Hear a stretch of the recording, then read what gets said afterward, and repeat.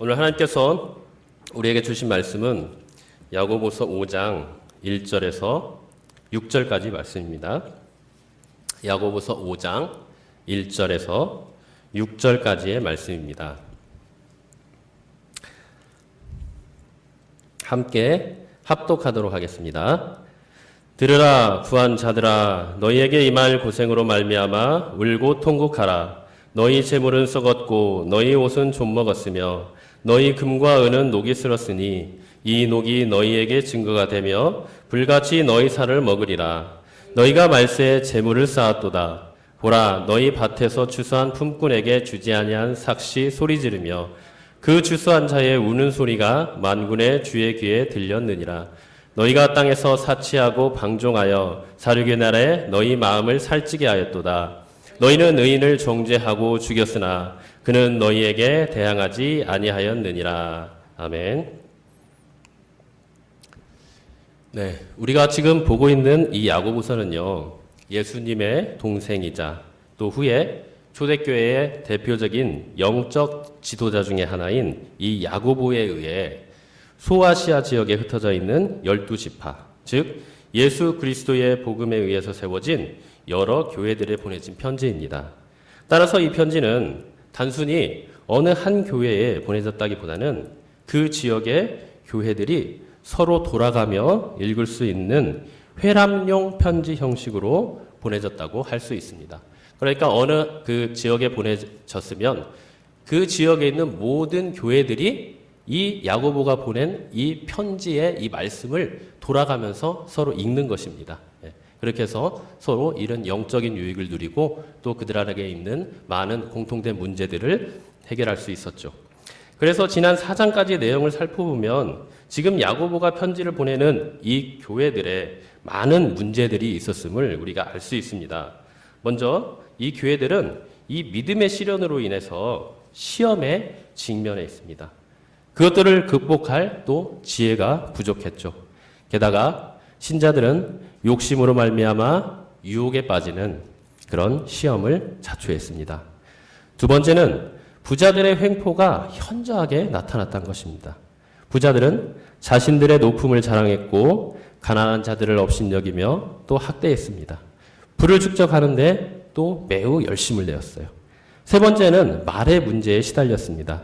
신자들은 입과 혀를 마음대로 놀렸고 이로 말미암아 비방과 다툼이 발생하게 되었습니다. 네 번째로는 앞으로 우리가 보게 된 내용이지만 주님의 재림을 기다리는데 인내가 매우 부족했습니다.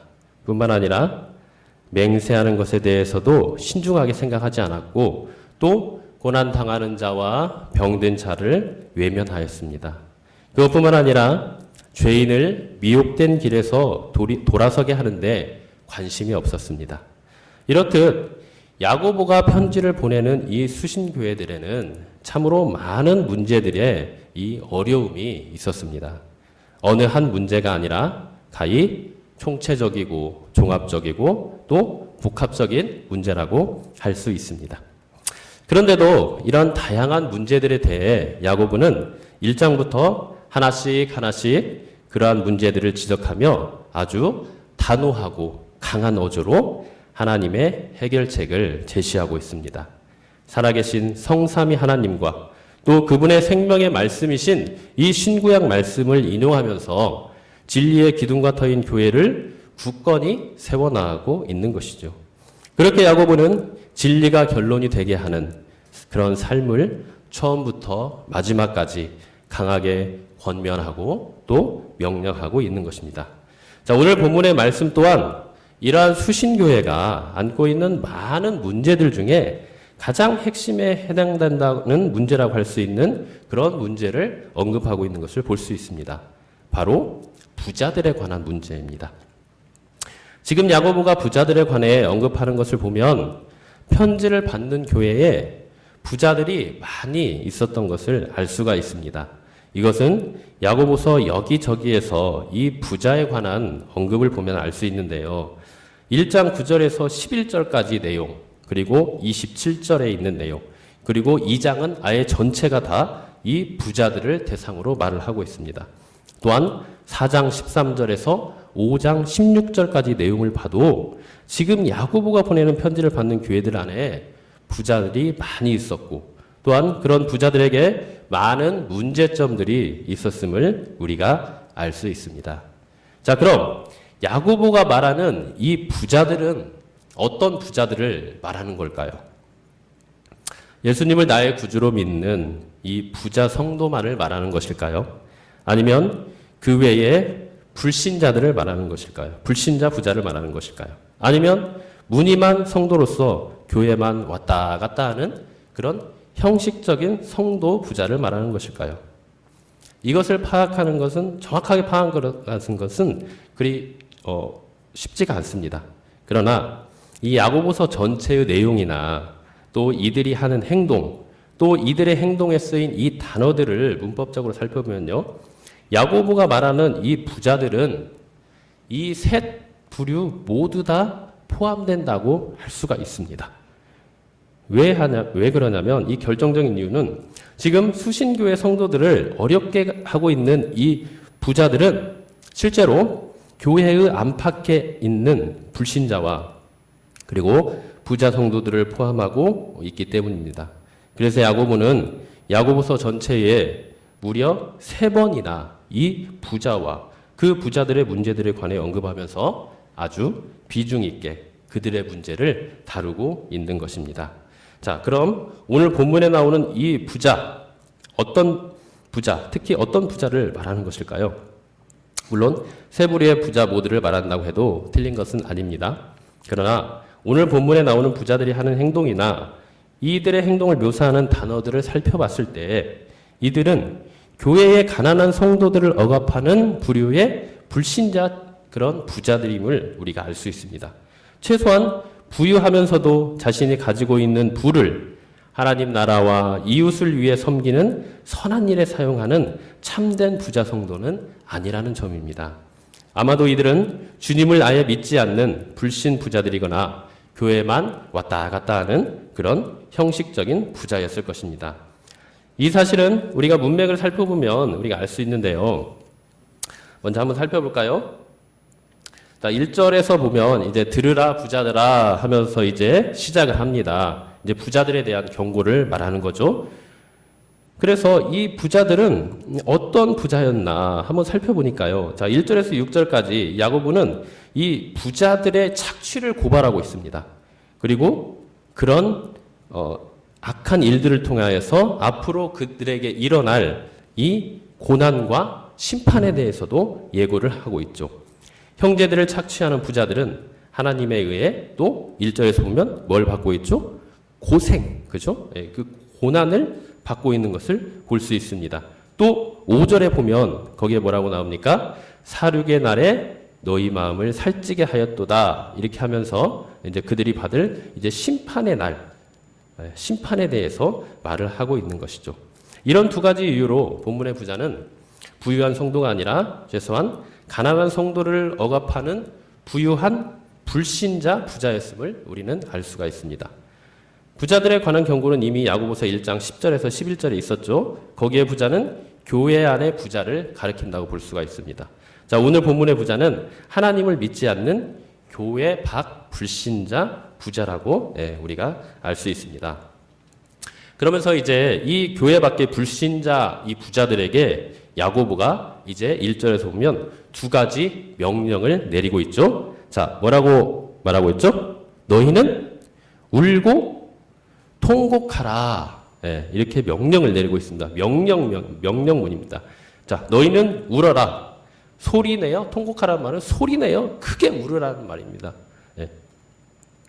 이것은 바로 여호와 하나님의 심판을 받는 자들의 울음을 묘사하기 위해서 이 구약의 선지서에서 공통적으로 사용되는 표현들입니다.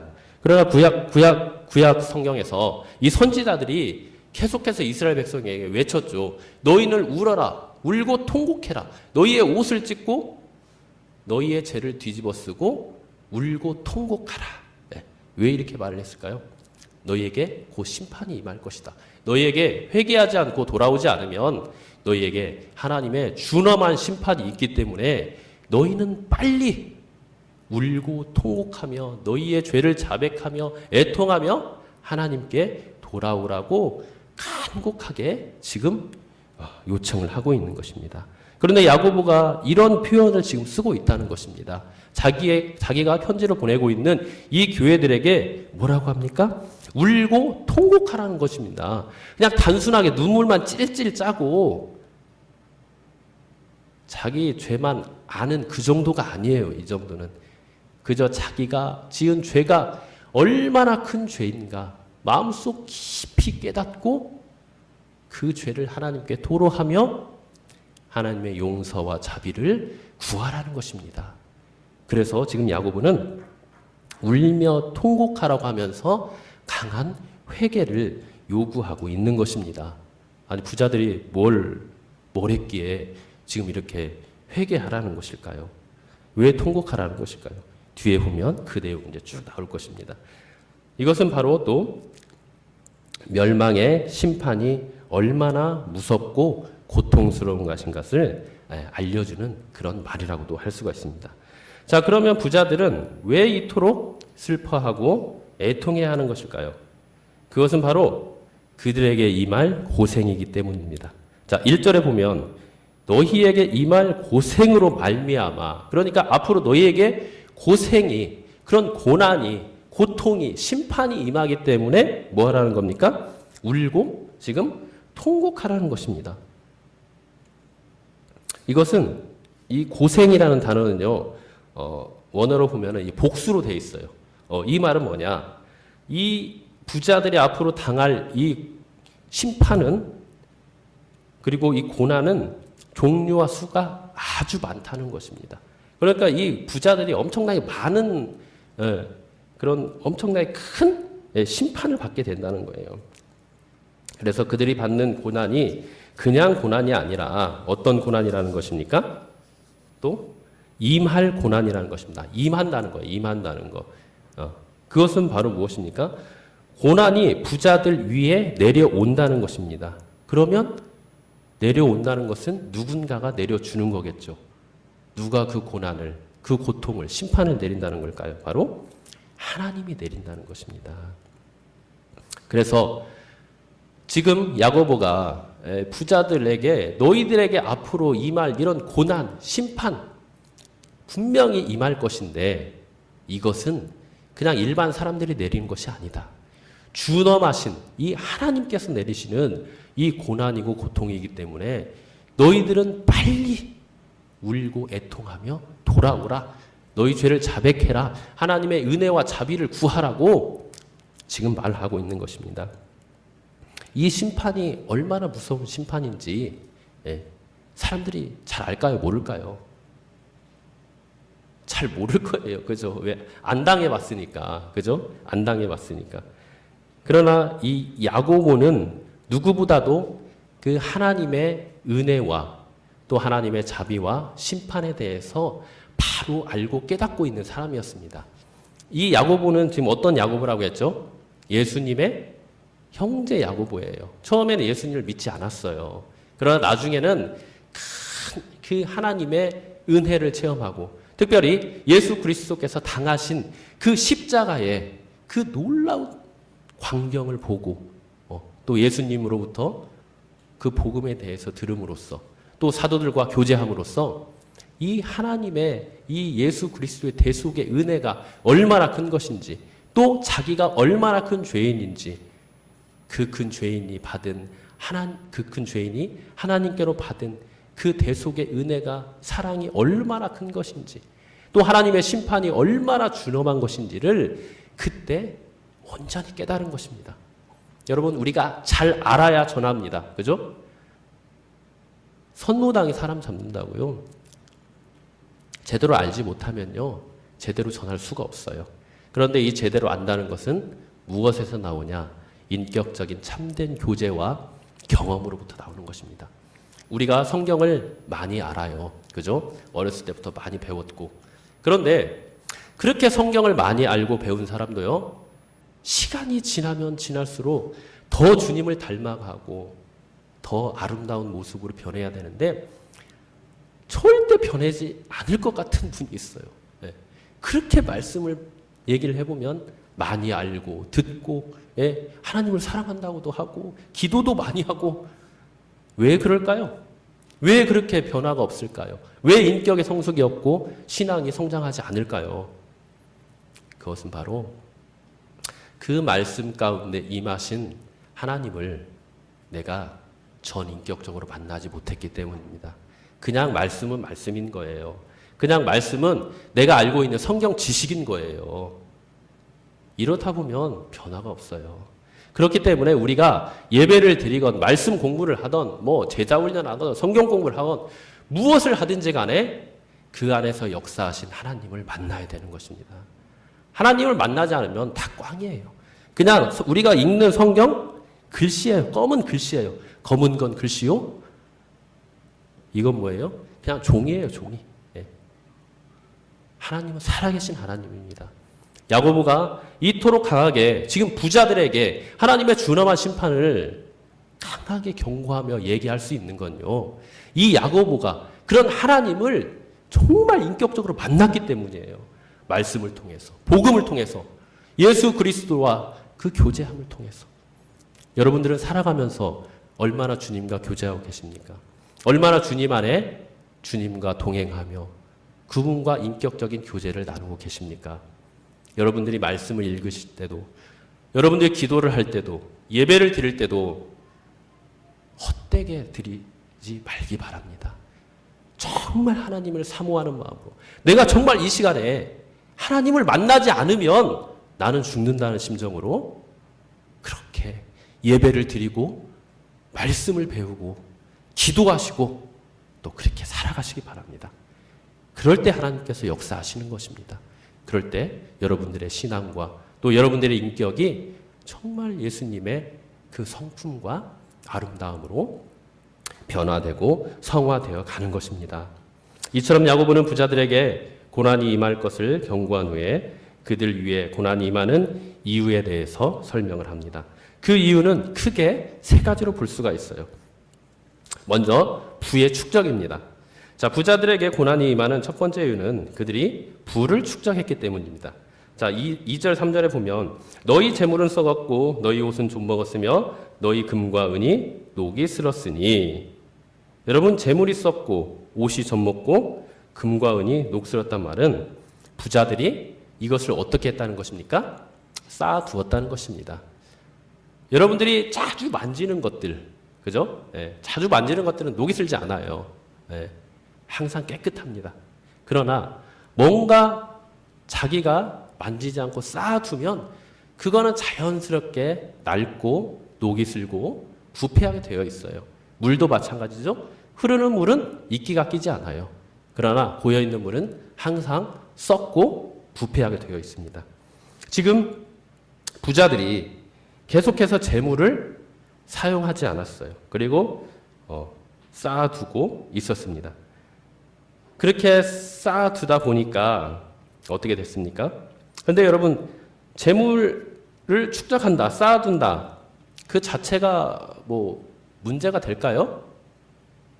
그렇게 큰 문제는 되진 않아요. 그죠? 오히려 하나님께서 우리에게 재물을 주신 이유는 그 재물을 통해서 우리가 선하게 사용할 수 있도록 주신 것입니다. 그래서 그 물질 자체는 문제가 되지 않습니다. 여러분들이 물질을 갖고 있다고 해서 조금 쌓아뒀다고 해서 그게 문제가 되는 건 아니에요. 그런데 야고보는 이제 그 쌓아둔 물질 때문에 이제 고통이 임한다고 이제 얘기를 합니다. 그것은 바로 그들이 재물을 쌓아둔 이유와 목적 때문입니다. 그들은 왜 재물을 쌓아두었을까요? 그들은 무슨 목적으로 재물을 축적을 했을까요? 부자들의 재물 축적은 지금 쌓아뒀다는 말을 보니까 꽤 오래됐습니다. 오래전부터 계속해서 쌓아놨습니다. 그래서 재물이 썩었고 옷이 좀이 먹었죠. 게다가 사람들이 영원히 변하지 않는다고 여기는 무엇까지 녹이 슬었습니까? 금과 은마저 녹이 슬어버렸습니다. 그러니까 원래 금과 은은 잘 녹이 슬지 않죠. 그리고 오랫동안 변함이 없습니다. 그런데 그런 금과 은마저 녹이 슬 정도라고 했으니 얼마나 이 사람들이 계속 오랫동안 쌓아놓기만 했겠습니까? 이제 그것을 단적으로 보여주는 것이라죠. 그들이 이렇게 한 이유는 결국 썩고 좀먹고 녹슬어 없어지는 그런 재물에 그들의 무엇을 두었기 때문이냐? 바로 소망을 두었기 때문입니다. 이게 굉장히 중요합니다. 그들은 허망한 것, 또 임시적인 것, 또 영생을 줄 수 없는 것들에 소망을 두고 인생을 허비했습니다. 그래서 그들의 인생은 참으로 의미 없고 무가치한 것이 되고 말았던 것이죠. 그들은 썩어 없어질 재물이 자신을 지켜주고 보호해 주리라고 믿고 의지했던 것입니다. 그들은 일시적이고 없어질 그런 재물에 인생을 맡기고 신뢰했다는 것이죠. 그래서 결국 허망한 것들이 그들의 섬김의 대상이 되었고 결국 그것이 자신의 우상이 되어버렸던 것입니다. 부자들은 하나님을 의지하고 섬기는 대신에 썩어 없어질 재물과 좀먹을 옷과 또 녹슬 보화를 의지하고 섬겼던 것입니다. 그리고 이것이 그들에게 죄가 되었다는 것입니다. 이에 대해서 욥은 이렇게 말합니다. 만일 내가 내 소망을 금에다 두고 순금에게 너는 내 의뢰하는 바라 하였다면 만일 재물의 풍부함과 손으로 얻은 것이 마음으로 기뻐하였다면 그것도 재판에 회부돼야 할 죄악이니 내가 그리하였으면 위에 계신 하나님을 속이는 것이라. 자, 욥이 지금 뭐라고 합니까? 무엇에 지금 내 소망을 두었다? 바로 이 썩어질 재물에 내 소망을 두었다고 합니다. 그리고 그것을 의뢰하였다고 하죠. 그럴 때 그것이 무엇이 된다는 것입니까? 바로 하나님 앞에 하나님의 그 재판과 심판에 회부될 죄악이 되었다는 것입니다. 그러니까 우리가 재물 자체는 나쁜 것이 아니죠. 가치 중립적인 것입니다. 그 재물을 어떻게 사용하고 어떤 동기로 사용하느냐에 따라서 그 재물이 악이 될 수도 있고 선이 될 수도 있는 거예요. 칼이 여러분 좋은 것입니까? 나쁜 것입니까? 칼도 마찬가지예요. 가치 중립적인 거예요. 도둑이 강도가 그걸 듣고 사람을 죽이면 악한 것이 되고 그것을 요리하는 데나 좋은 데 쓰면은 선한 것이 되는 거예요. 그렇듯이 이 재물도 그 자체는 나쁜 것이 아닙니다. 그런데 문제는 무엇입니까? 그 재물이 나에게 무엇이 되었다? 소망이 되었다는 것입니다. 소망이 되었다는 것은 바로 내가 그것을 기뻐하고 그것이 나의 인생의 목적이 되었다는 거예요. 그리고 그것을 기뻐하고 사랑하게 되었다는 것입니다. 그래서 결국 그것이 나의 우상이 되고 그것으로 인하여서 하나님을 떠나는 이 물질이 나의 주인이 되고 신이 되는 그런 악한 삶을 살게 되었다는 것입니다. 그래서 욥도 그렇게 물질에 소망을 두고 그것을 의뢰하며 그것을 우상으로 삼는 것이 바로 이 죄악이라고 이렇게 말을 하고 있는 것입니다. 부자들이 재물을 축적한 이유는 그들이 하나님께 소망을 두지 않고 하나님을 의지하지 않은 까닭입니다. 그들이 그렇지 않다고 아무리 부인한다고 해도 지금 어디에 녹이 쓸어버렸습니까? 금과 은에게까지 녹이 쓸어버렸어요. 절대 금과 은은 녹이 쓸지 않아요. 그런데도 그렇게까지 녹이 쓸었다는 것은 뭐예요? 그만큼 그 물질을 자기가 아끼고 사랑하고 거기에 소망을 두고 거기에 의지하고 그것을 나의 신으로 받들어 모셨다는 것입니다. 여러분 삶 가운데 있어서 정말 이렇게 하나님보다 더 하나님 외에 소망을 두고 살아가는 것이 있습니까? 이 세상을 바라보면 그런 것들이 굉장히 많아요. 그죠? 먼저 돈이 있어요. 그죠? 특별히 돈이 조금 있어 본 사람은 그런 걸 모르겠지만 돈이 없어 본 사람은 돈이 얼마나 소중하고 또 얼마나 빠지기 쉬운 이 유혹이 되는가를 잘 알 것입니다. 그리고 그러다 보면 내가 수전노가 되어 정말 돈에 소망을 두고 오로지 돈에 목적을 두면서 돈의 종이 되어 살아가는 삶. 정말 가장 불쌍한 삶을 살게 되는 것이죠. 그래서 금과 은에 쓴 그 녹은 그 부자들이 바로 이렇게 재물을 자기의 소망으로 두고 그것을 의지하며 그것을 하나님으로 섬기고 살았다는 것을 알 수가 있습니다. 자, 그리고 쭉 이렇게 가다 보면 또 이제 뭐라고 말씀하십니까? 또 거기에서 녹이 나서 어떻게 했다고 나옵니까? 살을 먹어버렸다 이렇게 나옵니다. 이것은 바로 그 돈으로 인하여서 뭐가 임했다는 것입니까? 죽음이 임했다는 거예요. 심판이 임했다는 것입니다. 자, 돈이 사람을 죽일 수 있습니까? 없습니까? 여기에서는 돈이 독이 되어 죽일 수 있다는 거예요. 네. 돈이. 이게 바로 성경에서 말하는 이 돈의 위험성입니다. 돈은요, 가지고 있으면 독이 되는 성질이 있어요. 그렇지만 이 돈을 흘려보내면 이 돈은 어떤 성질이 있냐? 바로 세상을 살리는 생명수가 되는 그런 놀라운 특성이 있습니다. 그렇기 때문에 돈은요, 하나님께서 우리에게 주실 때 그것을 축적하고 그 돈을 가지고 우리의 정욕을 위해 살라고 주신 게 아니에요. 돈은 그저 우리가 살아가면서 그 돈을 사용하고 그 돈으로 인하여서 하나님 나라와 의를 위하여 또 많은 사람들의 생명을 살리는 복음을 위하여 또 많은 사람들을 섬기기 위라고 우리에게 주신 한마디로 말하면 축복의 통로인 것입니다. 은혜의 통로예요. 그런데 지금 부자들이 뭘 했다고 합니까? 그 돈을 계속 쌓아놓았다고만 해요. 이 성경을 자세히 읽어보면 그 부자들이 이 돈을 가지고 다른 어려운 사람을 도왔다든가 헌금을 했다든가 이런 말이 하나도 없어요. 그저 자신들의 정욕을 위해서 사용했다는 것입니다. 결국 그렇게 쌓아놓은 돈이 정욕을 위해서 사용된 돈이 어떤 결과를 초래합니까? 그들의 살을 먹어버린대요. 결국 그 돈으로 인해서 본인이 그 정욕 가운데 죽고 마는 것입니다. 우리가 돈이 목적이 되고 돈을 사랑하고 그 돈만을 위해서 살아가다 보면요, 결국 그 돈은요, 우리에게 유익이 아니라 우리에게 독이 되고 죽음이 되는 것을 볼 수가 있어요. 그렇기 때문에 하나님은 우리에게 말씀하시죠. 두 주인을 섬기지 말라고 하잖아요. 그것을 비유할 때 유일하게 비유로 삼은 것이 이 돈입니다. 돈은요, 이마만큼 우리에게 위력이 있어요. 정말 하나님과 견줄 만하게 이렇게 위력이 있는 것입니다.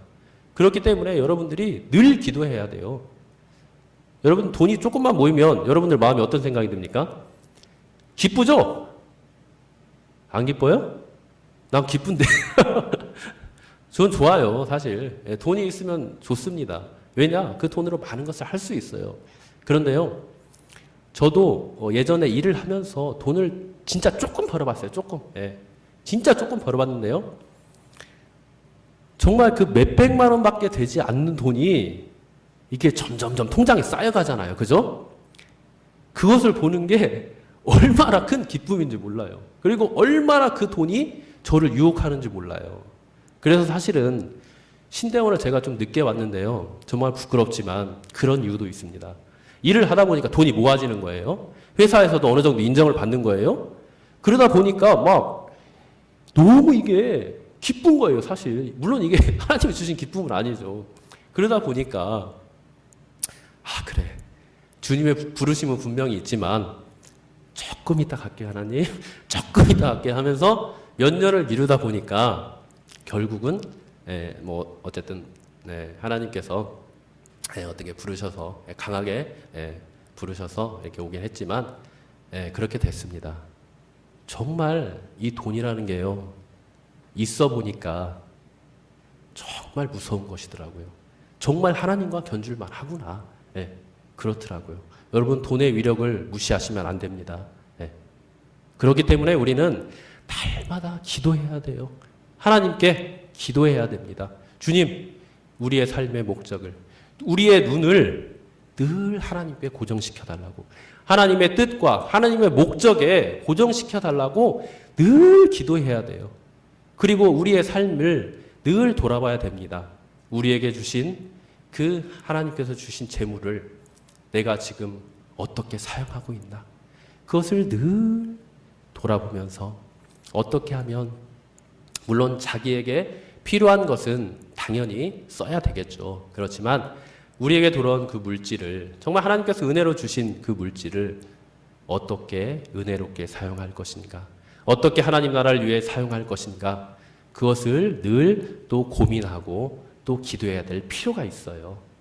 그래야 우리가 물질의 시험에 들지 않고 하나님께서 주신 이 귀한 은혜의 통로인 돈을, 재물을 잘 사용하고 그 돈으로 인하여서 실망하거나 낭망하지 않고 또 시험에 빠지지 않고 하나님의 뜻 가운데 거룩한 삶을 살아갈 수 있는 것입니다. 그렇기 때문에 우리는 늘 이 돈에 소망을 두지 말고, 돈을 우리의 주인으로 삼지 말고, 돈을 사랑하지 말고 온전히 그 돈을 주신 하나님만을 의지하며 살아가야 될 줄 믿습니다. 부자들은 재물이 자신들의 소유라고 굳게 믿고 있었습니다. 그래서 야고보는 이것을 강조하기 위해서 그 재물, 옷, 금과 은을 뭐라고 말합니까? 너희의 재물이라고 말합니다. 너희의 옷이라고 말하고 너희의 금과 은이라고 말하고 있습니다. 이것은 바로 부자들이 하나님이 은혜로 주신 그 재물을 자기의 것이라고, 자기가 노력하고 자기의 지혜와 자기의 힘으로 자기 것이 되었다고 지금 여기고 있는 것입니다. 하지만 이 돈은 누가 주신 것입니까? 하나님이 은혜로 주신 것입니다. 우리의 생명도 하나님이 주신 것이요, 또 이 재물도 하나님이 주신 것입니다. 그렇기 때문에 우리는 반드시 하나님께서 주신 이 재물에 대해서, 그 은혜에 대해서 먼저 감사하며 나아갈 필요가 있습니다. 그리고 감사할 뿐만 아니라 하나님께서 주신 그 은혜를 이 돈을 통하여서 또 교회와 세상을 위하여 흘려보낼 필요가 있는 것입니다. 그렇지만 부자들은 지금 자신들이 가지고 있는 이 재물과 소유를 누구 것으로, 누구의 힘으로 얻게 되었다고 말합니까? 자기가 자기의 힘으로 얻은 자기 것이라고 말하고 있는 것입니다. 이것은 결국 하나님의 것을 자기의 것으로 도둑질하는 거나 마찬가지입니다. 하나님이 모든 것을 주셨고 하나님이 모든 것에 은혜를 주셨는데 우리가 무엇이기에 그것을 나의 것이라고 할 수 있겠습니다. 그래서 이런 것들이 바로 하나님의 은혜요, 하나님의 축복임을 우리는 깨달아야 합니다. 더 나아가서 그들은 말세의 재물을 축적했습니다. 말세, 이 마지막 날은 일반적으로 종말의 날, 심판의 날을 의미합니다. 그래서 8절에 보면 주의 강림이 가까우니라 이렇게 말씀하고 있고요. 또 5장 9절에 보면 심판주가 문 밖에 서서 계십니다. 심판주가 문 밖에 서서 있는다고 이렇게 말을 하고 있습니다. 그런데도 부자들은 말세에 재물을 축적하고 있습니다. 이 말세라는 것은 여러분들 뭘 말하는 것입니까? 종말을 말한다고 했죠. 그런데 이 종말은요, 보통 사람들이 종말하면 지구 최후의 날, 완전히 끝나는 날 그렇게 생각하는데요.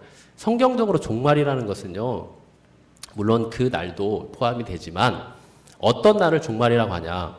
예수 그리스도가 이 땅에 오셔서 십자가의 대속의 은혜를 통하여서 우리를 구속해 주신 그 사건을 통해서 예수님이 다시 오시는 그날까지, 그날을 종말이라고 하는 것입니다. 그러니까 지금 우리가 살고 있는 이 시대는 종말의 시대입니까? 아닙니까? 당연히 종말의 시대이죠. 이것은 제가 하는 말이 아니라 신약 성경에 보면 특별히 일반 서신이나 바울 서신에 보면 그런 내용이 나와요. 그래서 예수님께서 이 땅에 오신 날부터 그리고 주님이 다시 오시는 그 심판의 날까지를 모두 종말이라고 하는 것입니다. 그래서 우리가 지금 종말의 날을 살아가고 있는데 지금 야고보는 이 종말에 살아가는 우리가 이 재물에 대해서 또 우리가 이 땅을 주님의 백성으로 살아감에 있어서 어떻게 살아가야 하는 것을 우리에게 지금 말을 해주고 있습니다. 이 부자들을 통해 말을 해주고 있는 거예요. 부자들의 어떤 모습을 통해서요? 말세의 재물을 축적한 모습을 통해서. 자, 그러면 부자들은 왜 지금 종말의 시대에 왜 이 재물을 축적을 했을까요? 왜 축적을 했을까요? 그것은 바로 이 부자들이 하나님을 제대로 알지 못하기 때문입니다. 더 자세하게 말하면 주님의 재림과 그분의 심판에 대해서 아직 잘 알지 못하기 때문이에요. 자, 주님은 우리에게 심판을 분명히 하십니다. 그죠? 예. 그 심판의 기준이 무엇이죠, 그럼? 첫 번째로는 복음에 대한 수용성이죠. 내가 예수 그리스도를 나의 구원자요, 주인으로 믿고 온전히 회개하고 나아갈 때 우리에게는 참된 구원이 있죠. 예, 생명이 있죠. 그렇지만 우리가 주님을 믿지 않고 또 주님의 재림 또한 믿지 않는다. 이거는 어떤 삶입니까? 바로 불신앙적인 삶을 말하는 거죠. 그래서 이 주님의 그런 재림과 심판에 대해서 온전히 믿는 사람이라면 이 재림을 어떻게 살아가겠습니까? 당연히 우리를 심판하고 다시 오실 주님의 말씀의 기준대로 살아가겠죠. 그죠? 네. 그래서 우리에게 재물이 주어졌다. 그러면 너희는 먼저 무엇을 위해서 구하라고 했죠? 그의 나라와 그의 의를 구하라고 했습니다. 그의 나라와 의를 구하며 살아가는 사람은 살아갈 것입니다. 그러나 지금 부자들은 그런 주님에 대해서 잘 알지 못하는 사람입니다. 그렇기 때문에 예수님의 재림과 그분의 심판에 대해서 알지 못하고요. 예수님께서 이 땅에 오셔서 심판하실 때 그 기준이 되는 바로 예수님을 믿는 그 복음을 믿는다는 그 사실과 또 그들이 주님의 말씀대로 살아가야 됨을 아직 모르는 거예요. 그래서 부자들이 재물을 축적했다는 것도 결국 무슨 말입니까? 예수님께서 우리에게 하신 그 참된 진리대로 살아가지 않았다는 거예요. 우리에게 주신 그 재물을 주의 복음과 또 세상의 많은 사람들을 위하여서 의롭게 사용해야 되는데 그렇게 사용하지 않고 축적만 하고 자기의 정욕을 위해서만 살아갔다는 것입니다. 그렇기 때문에 이 부자들은 말세에 무엇을 했습니까? 그 재물을 축적만 하고 자기 자신을 위하여서만 살아갔다는 것입니다. 그러나 우리 성도는 어떠한 자들입니까? 성도는 이러한 사람들과는 근본적으로 다른 사람이라고 할 수 있습니다. 성도는 필요한 것을 쌓아두고 쓰는 사람이 아니라 하나님께 구하여 쓰는 사람이 바로 성도입니다. 그래서 하나님께서 누구든지 지혜가 부족하거든 모든 사람에게 후히 주시고 꾸짖지 아니하시는 누구에게 구하라? 하나님께 구하라. 이렇게 말씀하고 계시는 것입니다. 그래서 신자는 정말 저수지를 가진 논이 아니라 하늘이 비를 내려야 하면 농사를 지을 수 있는 그런 천수답이라고 우리는 말을 할 수 있습니다. 그래서 우리 인간은 우리 성도는 항상 천수답으로 살아가야 됩니다. 하나님께서 내려주시는 그 은혜를 바라고 그 복을 바라고 그분을 의지하며 그분에게만 소망을 두고 살아가야 된다는 것입니다. 이것이 바로 성도와 이 불의한 부자들과의 가장 큰 차이점이죠. 불우한 부자들은 무엇을 의지하며 살아갔습니까? 눈에 보이고 또 의지하는 돈, 눈에 보이는 이 세상적인 것에 소망을 두고 의지하고 살아갔습니다. 그러나 우리 성도는 그런 사람이 아니죠. 어떤 사람입니까? 바로 하늘만 쳐다보고 하나님의 은혜만을 바라보고 또 그분이 인도하시고 보호하시고 함께하시고 동행하시고 그분의 은혜와 그런 인도하심 따라 그 은혜를 따라 살아가는 사람이 바로 이 성도라고 할 수 있습니다. 그래서 성도가 복이 있는 것입니다. 물론 하늘만 쳐다봐야 하기 때문에 때로는 답답합니다. 때로는 불안해요. 힘듭니다. 그리고 원망과 불평이 일어나기도 합니다.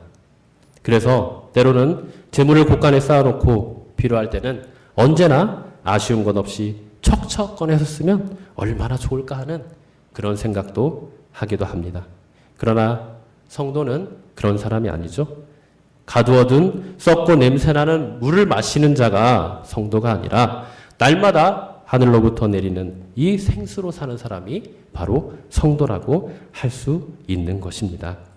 그래서 성도는 자기 창고를 만들고 거기에 재물을 쌓아놓고 꺼내 쓰는 사람이 아니라 하나님의 창고에서 내어 쓰는 사람이 바로 성도라고 할 수 있습니다. 그래서 성도는 복이 있는 사람입니다. 성도는 주님의 뜻이면 살기도 하고 이것저것을 한다고 믿는 사람이라고 할 수 있습니다. 이렇게 부자들은 성도들을 많이 힘들게 했습니다. 그래서 또 네 번째로는 이 부자들이 어떤 일을 했냐? 바로 그들의 임금을 또 착취했죠. 네. 그 임금을 착취했다. 강탈하고 도둑질하고 그 악한 재물을 모이게 악한 방법을 동원했던 것을 우리가 볼 수 있습니다. 그래서 그들은 일꾼들의 삭시 소리치게 했으며 그들도 소리내어 울어야 했습니다. 1절에 이 통곡하다가 바로 이런 뜻임을 우리는 알 수가 있습니다. 또한 야고보는 일꾼들의 부르짖음이 이 만군의 여호와의 귀에 들렸다고 말합니다. 그들은 부자들의 강탈과 착취로 인해 부르짖었습니다. 착취당한 추수꾼들의 이 부르짖음이 여호와의 귀 안으로 들어가고 또 파고 들어갔던 것입니다. 그 부르짖음이 여호와께 알려졌던 것이죠. 그래서 4절에 보면 그 추수한 자의 우는 소리가 만군의 귀에 어떻게 되었다? 들렸다라는 것입니다. 이러한 모습이 우리가 가인과 아벨을 봐서도 우리가 알 수가 있죠. 가인이 아벨을 죽였고 그 아벨이 흘린 피의 울음소리가 하나님께 들렸다고 했습니다. 여러분, 우리는요, 이 부자들과 같이 이 땅을 살아가면서 많은 악한 일들을 버리고 살아갑니다. 그래서 여기에서 지금 우리에게 주는 교훈은 무엇이냐? 우리가 하나님 앞에서요, 어떠한 것도 숨길 수가 없다는 것입니다. 여러분들이 하는 말 한마디 하나, 여러분들이 혼자 있을 때 하는 그런 행동들 또는 내 마음의 생각까지도, 내 마음의 동기까지도 하나님은 어떻다는 것입니까? 다 알고 계신다는 것입니다. 우리의 마음의 중심을 보고 계신다는 거예요. 그렇기 때문에 이 지금 부자들이 아무리 변명을 하고 자기의 잘못과 죄악들을 숨기려고 해도 결국에는 하나님 앞에서는 숨길 수가 없는 것입니다. 그래서 5절에 보면은 또 뭐가 나옵니까? 너희가 땅에서 사치하고 방종하여 사륙을 나해 너희 마음을 살찌게 하였도다. 계속해서 이 부자들은 자신들이 악하게 번 돈, 그 돈을 가지고 또 어떻게 살아갑니까? 사치와 방종으로 살아간대요. 그러니까 자신의 정욕을 위해서만 살아간다는 것입니다. 그럴 때 무엇이 임합니까? 바로 사륙의 날이 임한다는 것입니다. 심판의 날이 임한다는 거예요. 우리는 이것을 분명하게 알아야 됩니다. 지금 그래서 야고보는 이 부자들에게 결국 무엇을 말하는 것입니까? 지금 너희가 살고 있는 이 시대가 어떠한 시대인가를 아느냐? 바로 종말의 시대를 살아가고 있다. 이 종말의 시대는 앞으로 예수 그리스도가 이 땅에 재림하셔서 너희와 같은 죄인들을 심판할 그런 날이 기다려지는 날이다. 네. 그렇기 때문에 종말의 날은요, 사실 어떻게 보면 무서운 하나님의 심판이 임할 날이기도 하지만 또 어떤 날입니까? 동시에 그 하나님의 심판을 피할 수 있는 회개와 하나님의 용서의 은혜가 있는 날이 바로 이 종말의 시기입니다. 그렇기 때문에 종말의 시대를 살고 있는 우리는 절대 이 종말에 대해서 두려워하거나 무서워하면 안 됩니다. 세상 마지막 날을 두려워해서는 안 돼요. 그날이 다가오면 우리와 같은 주님을 잘 믿는, 또 주님의 말씀대로 온전히 순종하며 살아가는 자들은 그날이 어떤 날이 됩니까? 영광의 날이 돼요. 하나님의 영광 안에 들어가는 날이 됩니다. 그렇지만 이런 불의한 이 부자들과 같은 사람들에게는 어떤 날이 됩니까? 바로 그들의 죄악과 그들의 죄악된 열매로 인하여서 사륙의 날, 심판의 날, 영원한 불에 들어가는 그런 준엄한 하나님의 심판의 날이 되고 마는 것입니다. 그래서 우리는 어떠한 삶을 결국 살아야 됩니까? 6절에 보이니까 의인이 나옵니다. 의인으로서의 삶을 살아야 됩니다. 의인으로서의 삶. 의인은 어떤 사람을 의인이라고 합니까? 우리 안에 아무 죄성이 없고 완벽무결한 사람이 의인입니까? 아니에요. 이 세상 그런 사람 없습니다. 네. 우리의 상태가 그렇게 됐다기보다는요, 우리의 신분과 지위가 의인이 된 사람이 바로 의인입니다. 그럼 우리의 신분과 지위가 어떻게 의인이 됩니까? 바로 예수 그리스도를 나의 구원자요 주인으로 믿는 자들에게, 하나님으로 온전히 믿는 자에게 의인이 되는 그 칭의의 놀라운 은혜를 주시는 것입니다. 우리는 이런 예수 그리스도를 믿어서 그분을 온전히 믿고 신뢰하고 그분에게만 소망하고 또 그분께서 우리에게 말씀하신, 여기서 말하면 구체적으로 말하면 그런 재물과 같은 그런 문제들, 그것뿐만 아니라 이 세상에 속한 모든 문제들을 그분의 말씀의 기준에 따라 의롭게 사용하고 그분을 위해 사용하는 것이 바로 이 의인의 삶임을 우리는 볼 수 있습니다. 그런데 이런 의인의 삶은요, 쉽지가 않아요. 여기서 보니까 이런 의인을 어떻게 했습니까? 이 부자들이 바로 정죄하고 죽였다고 나와요. 그리고 정죄가 죽였다고 나옵니다. 이것은 바로 뭐냐? 우리 의인들의 삶은요, 그리 호락호락한 삶이 아니라는 거예요. 네. 왜 호락호락하지 않을까요? 여러분, 하나님의 말씀의 기준대로 사는 게 그렇게 쉽습니까? 절대 쉽지 않아요. 네. 여러분들의 말 한마디 한마디, 또 많은 사람들이 상처를 줄 때나, 또 많은 사람들에게 관계를 맺을 때나, 모든 것을 뭐에 비춰봐요? 하나님의 말씀에 비춰봅니다. 그리고 그 말씀대로 때로는 우리의 원수된 사람까지도 어떻게 해야 돼요? 용서하고 사랑해야 되는 게 이 의인된 삶이에요. 이런 의인된 삶이 얼마나 쉽겠습니까? 쉽지 않아요. 그러나 이런 의인의 삶을 우리가 버려버리고 그저 세상과 타협하며 이 세상의 기준으로 살아가면요, 쉬워요. 세상에 핍박이 없어요.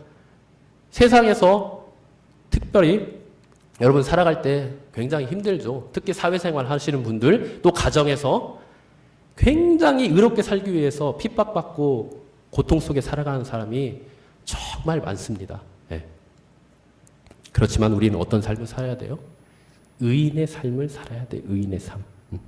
이 의인의 삶을 어떻게 살아갔다고 나옵니까? 그렇게 부자들이 의인을 정죄하고 죽였으나 그들은 어떻게 했대요? 대항하지 않았다. 이 대항하지 않았다는 말이요, 그냥 무조건 참고 견디고 그런 말이 아니에요. 이 말은 우리가 할 말은 해야 돼요. 그러나 이 말은 무슨 말이냐면 우리도 그들과 같이 악한 방법으로 대항하지 않았다는 말이에요. 우리는 이것을 명심해야 됩니다. 여러분들 살아가면서 누가 한 대 때리면 어때요? 2대 때리고 싶죠? 누가 한 번 욕하면 어때요? 한 10마디 욕해주고 싶죠? 그렇게 하지 말라는 거예요. 그런 악한 방법을 똑같이 쓰지 말라는 거예요. 선으로 악을 이기라는 것입니다. 우리는 그런 삶을 살아야 돼요. 이런 삶은 쉽지 않습니다. 절대 쉽지 않아요. 늘 말씀 안에서 깨어 성령의 은혜를 구하며 기도하며 하나님의 힘과 능력과 지혜가 임할 때 가능한 것입니다. 그래서 여러분들 우리는 끊임없이 기도해야 돼요. 끊임없이 우리의 전 존재를 들여서 하나님만 의지하며 나아가야 되는 것입니다. 그럴 때 우리에게 소망이 있고 참된 하나님의 평강이 임하는 것입니다. 우리 모든 성도님들, 정말 이 부자와 같이 이 세상을 살아가면서 부자들에게 받는 것 같이 얼마나 많은 이 정죄와 또 마음의 죽임을 당하고 살아가고 있습니까? 그렇죠? 나와 관계하고 있는 사람이 나를 얼마나 말로 죽입니까? 얼마나 행동으로 많이 죽이고요. 얼마나 많은 악한 모략과 그런 일들을 통해서 나를 힘들게 합니까? 그러나 우리는 거기에 똑같이 대응하면 안 됩니다. 오직 하나님만 바라고 하나님의 은혜만을 구하며 그분께 모든 것을 맡김으로써 참된 의인의 삶을 살아가시기를 간절히 바랍니다. 함께 찬양하도록 하겠습니다.